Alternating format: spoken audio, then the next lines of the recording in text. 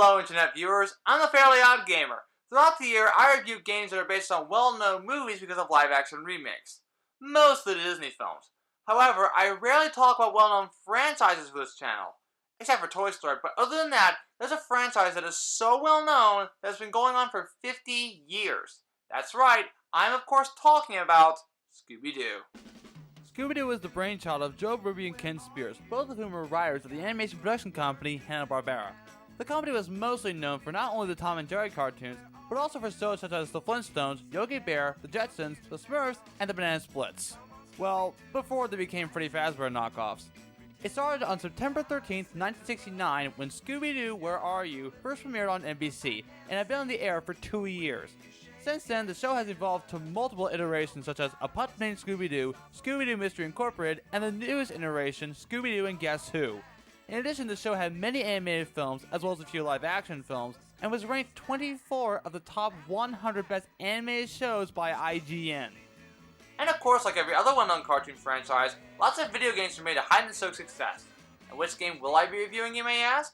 Well, how about Scooby Doo Unmasked for the GameCube? Now this is where I show you a physical copy of the game, but the game I have isn't one of those cheap covers you find at a rental store. You know what? I wish I had an actual physical copy of this game. There we go. So is this game as good as the show? Let's find out.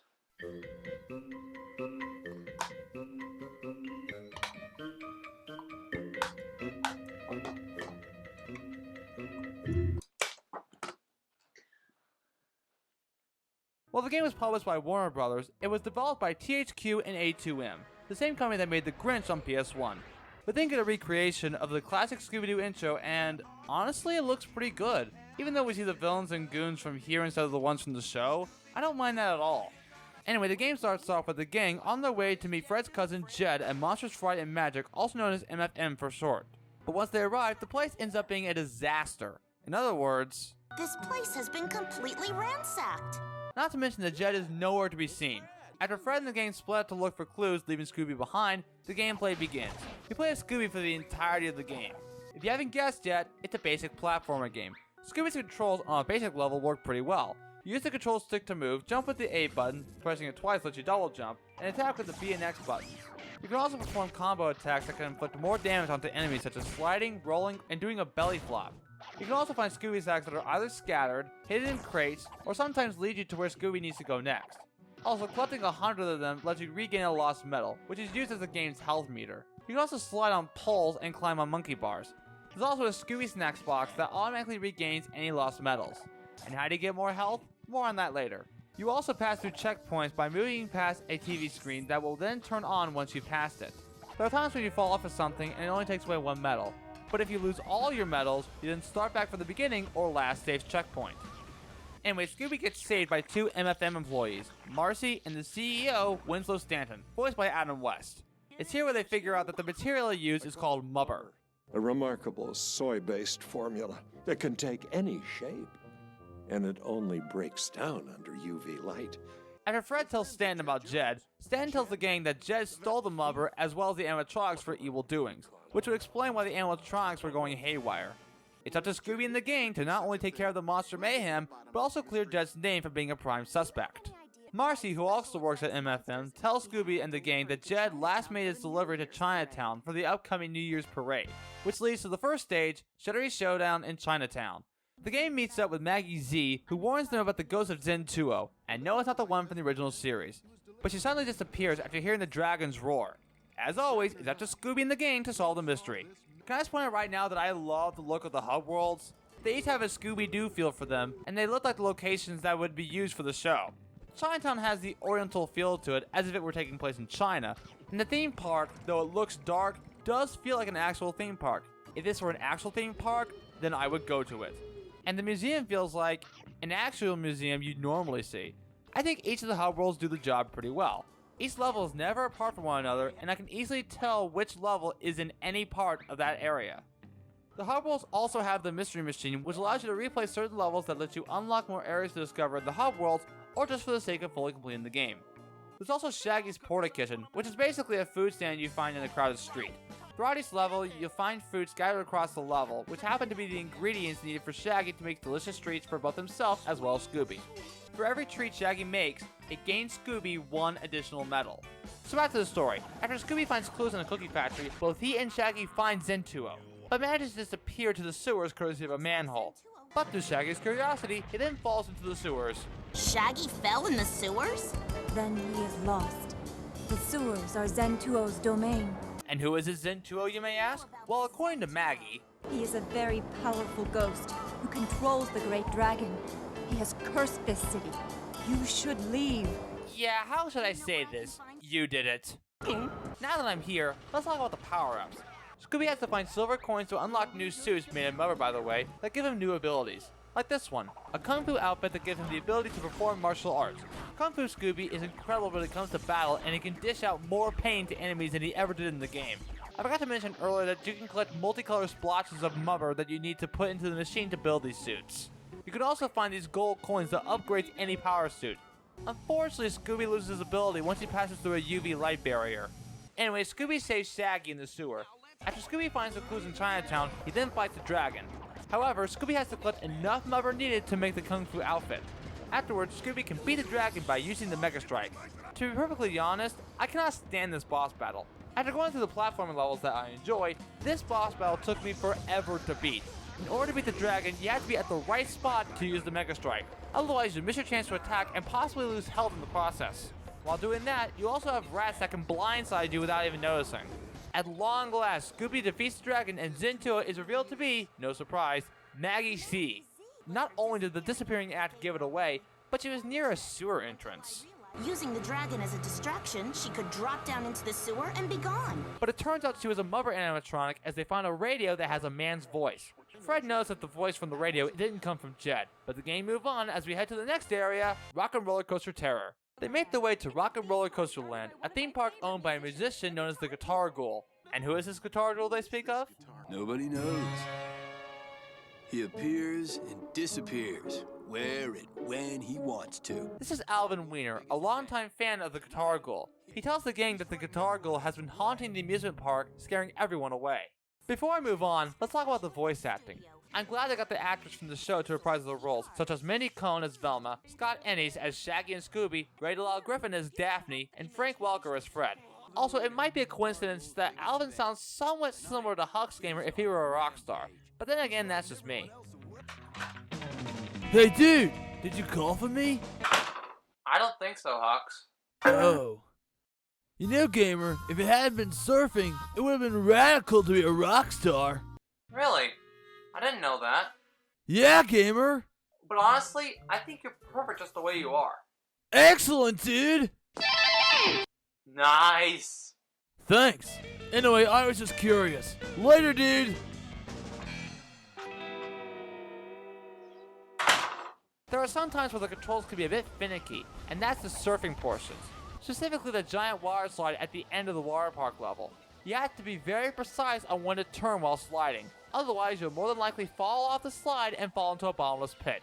Remember when I said earlier about the checkpoint system? Normally I'd be okay with that, but if you fall off the slide no matter how far you get, you have to start the water slide section again from the beginning. But if there's one thing I like about the water park level, it's the music.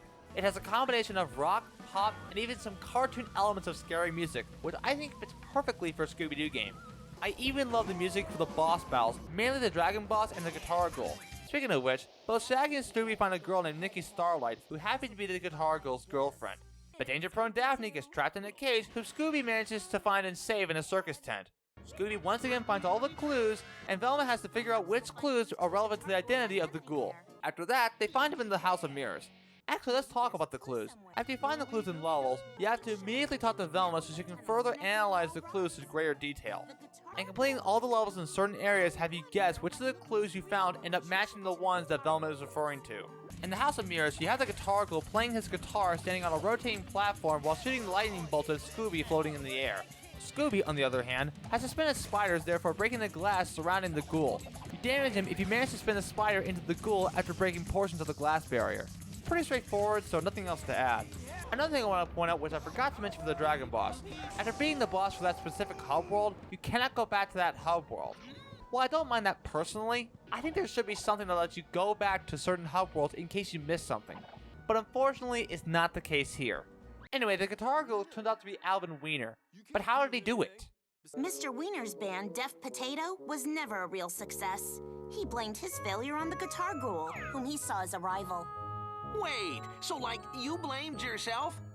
Yeah, did I mention this game has a laugh track? It makes sense because the original show did have some laugh tracks whenever it was appropriate. Regardless, it's a nice touch. So Scooby finds out that the costume is made of mother as well. Apparently, Wiener wanted revenge for Def Potato's failure by destroying the theme park. Also, we find out that the real guitar girl was actually Nikki. Why, you may ask? I wanted to share my music, not my life. So I created the guitar ghoul disguise. Moving on to the next area, Harem Scarum at the museum. Probably the most clever name for a hub world in my opinion. Apparently Nikki told the gang that Monstrous Friday Magic had provided most of the new interactive exhibits at the museum. Scooby finds Shaggy in the dinosaur exhibit and is about to have himself a drumstick. But suddenly a pterodactyl swoops Shaggy away and Scooby has to save him. It then leads to Scooby flying away from pterodactyls that breathe out green gas. In this section, Scooby is flying toward the screen and seeing an arrow means that an obstacle is approaching and has to be avoided as quickly as possible. After Scooby saves Shaggy, again, Scooby finds the clues and Velma once again figures out the mystery. They then head to the planetarium where they find the caveman, which leads to another boss battle. Remember when I said earlier that the water slide controls in this game were bad? Well, the controls in this boss battle is just as bad, if not worse. Scooby is controlling a small UFO while trying to bash the caveman's UFO into a laser barrier. It kinda reminds me of Amy's boss battle against Zero in Sonic Adventure. But controlling the UFO is jittery and slippery and very easy to mess up. Anyway, Scooby has a force field which protects you from damage, electro mines which you place that helps inflict more damage, but can also damage yourself, so watch out for that. Deep Freeze that freezes the caveman, therefore making the boss battle easy, and the Spark Shooters that can home in on the caveman. Honestly, I love the force field and the Spark Shooter because it can help you greatly when fighting the caveman. It turns out the caveman is actually the security guard under the name Joseph Grimm. His plan, I think, was to gain petroleum by using oil pumping machines courtesy of the dinosaur animatronics. Also, there was a contract that Scooby found, which was a contract to Monstrous Friday Magic, which immediately points back to not only Stanton, but also Jed's disappearance. In other words, Stanton sent us on a wild goose chase. The gang heads back to Monstrous Friday Magic as they find Stanton, but suddenly... Well, that's strange. Why would the game crash when I'm just about to beat this thing? Let's try that again.